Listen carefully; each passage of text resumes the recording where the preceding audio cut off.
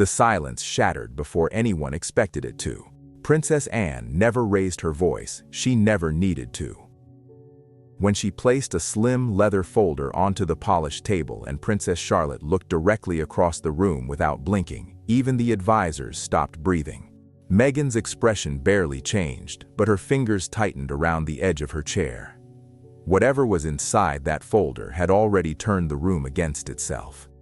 No cameras captured the moment, no official statement explained it.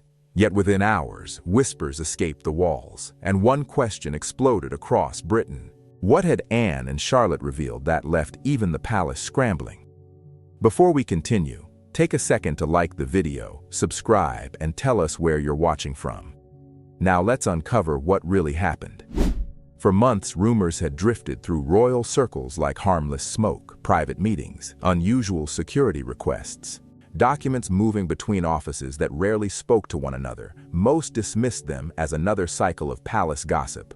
Princess Anne did not. Unlike those drawn to headlines, Anne trusted patterns. She noticed missing signatures, delayed responses, invitations quietly withdrawn, tiny details that meant nothing alone but everything together. Charlotte noticed something different. She was young, but she had grown up watching every smile inside the family measured before it reached the public. She recognized rehearsed warmth the way musicians recognize a wrong note.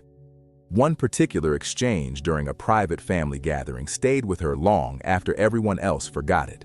Meghan had reacted to a question that nobody should have considered threatening. That reaction became the first loose thread. Anne quietly instructed one of her oldest legal advisors to review archived correspondence connected to several charitable projects that had unexpectedly collapsed years earlier. Nothing illegal appeared at first glance.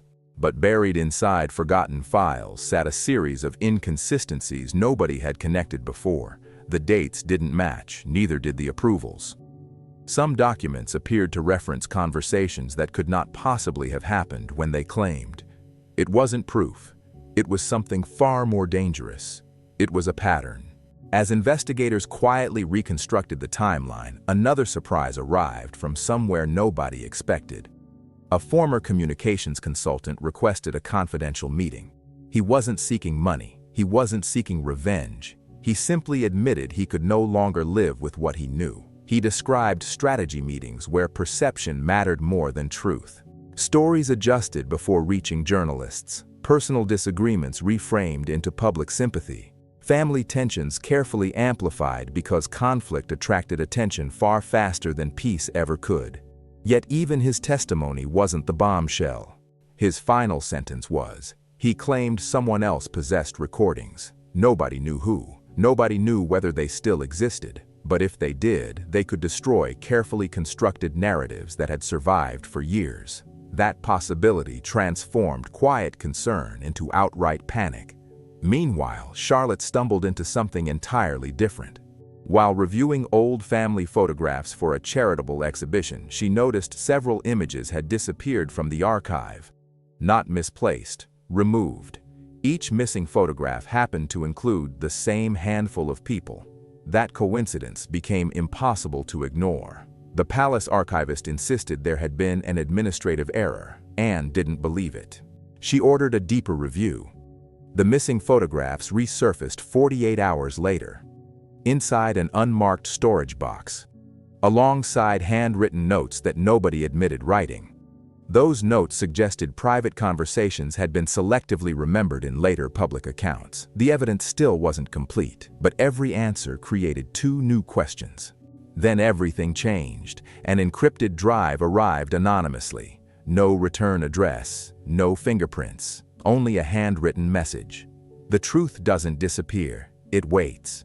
Security experts spent hours unlocking it. Inside were emails, draft statements, private scheduling records, nothing individually explosive, until analysts aligned them chronologically. Suddenly, years of public disputes looked dramatically different. Events believed spontaneous appeared carefully anticipated. Statements described as emotional reactions looked suspiciously prepared days in advance. The timeline itself became the real revelation. That was the moment Anne understood the crisis wasn't about a single person anymore. It was about credibility. If the sequence collapsed, every previous explanation would collapse with it. News of the anonymous drive never officially leaked, yet somehow journalists began asking unusually precise questions. Someone else knew. Someone inside the system had started talking. Pressure spread across every level of the institution. Staff who had remained silent for years requested legal representation. Former employees declined interviews. Phones stopped ringing. Meetings disappeared from calendars. Nobody trusted anyone. Then came the confrontation nobody expected. It happened behind closed doors. No reporters, no photographs, only those directly involved. Anne laid every document across the table, one piece at a time. Charlotte never interrupted. She simply watched. When Meghan finally spoke, her voice carried neither anger nor panic, only exhaustion. She admitted something few anticipated. Not guilt, fear. She confessed that years earlier, she had become convinced every conversation could someday be used against her. Every misunderstanding felt permanent. Every criticism confirmed her belief that nobody intended to give her the benefit of the doubt. So she fought, harder each time. Sometimes too hard, too. Sometimes by controlling narratives before others controlled them first. It wasn't the confession anyone expected. It was painfully human. For a moment, even Anne remained silent. Then another voice entered the discussion. Prince William. He had remained mostly outside the investigation, believing facts mattered more than emotion. But now he carried a sealed envelope recovered only hours before. Inside sat testimony from someone everyone assumed would remain silent forever, a retired palace secretary. She had documented years of internal disputes in meticulous detail, never intending them to become public. Her account challenged everyone, not just Meghan, not just Anne. She described a household where suspicion had quietly infected every relationship long before recent headlines. Small grievances became lifelong fractures. Miscommunication became tradition. Trust slowly disappeared while everyone believed someone else had broken it first. The room changed. Nobody could claim innocence anymore. Yet the biggest shock was still waiting. Forensic analysts completed authentication of the anonymous recordings. The consultant had told the truth. The recordings existed, but they contained none of the dramatic betrayals people imagined. Instead, they revealed repeated attempts at private reconciliation that had failed before reaching the public. Conversations ended not with screaming, but with hesitation, with interrupted apologies, with people choosing pride one sentence before forgiveness. Britain expected villains. Instead, it found deeply flawed human beings trapped inside an institution built on appearances. That revelation detonated public opinion. Some blamed Meghan. Others defended her. Many questioned the palace itself. Debates dominated television. Commentators reversed previous opinions overnight. Every headline chased certainty. None found it. Then, Charlotte made the decision nobody saw coming. She refused to allow selective leaks. If the truth emerged, it had to emerge completely, not in fragments designed to destroy individuals, but as a full record. Anne agreed. The legal consequences would be enormous.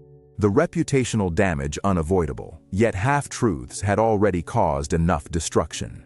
When the official review concluded weeks later, no criminal wrongdoing dominated the findings. Instead, the report exposed years of manipulation, defensive storytelling, institutional secrecy, competing agendas, and mutual distrust stretching across multiple households. Nobody escaped untouched. Several senior advisors quietly resigned. Long-respected officials disappeared from public roles. Relationships once considered repairable hardened into permanent distance. Meghan left the process carrying no courtroom verdict. But she carried something heavier. The realization that winning public battles had cost private peace. Anne emerged respected for demanding accountability, yet privately haunted by how long the fractures had gone unnoticed. Charlotte gained admiration across Britain not because she defeated someone, but because she refused to let convenient fiction replace uncomfortable truth. In the end, the bombshell wasn't hidden money, secret inheritance, or dramatic conspiracy. It was far more unsettling. The institution everyone believed operated with perfect discipline had spent years protecting appearances while trust quietly collapsed behind closed doors. Sometimes the loudest scandals begin with silence. Sometimes the deepest wounds come not from enemies but from families who stop believing each other. And sometimes the truth shocks a nation precisely because nobody wanted to imagine it was ordinary people making ordinary mistakes with extraordinary consequences. If this story surprised you, don't forget to like the video, subscribe for more cinematic stories, and leave a comment below. Do you think Princess Anne and Charlotte were right to force every hidden detail into the open, or should some family secrets remain behind palace walls forever?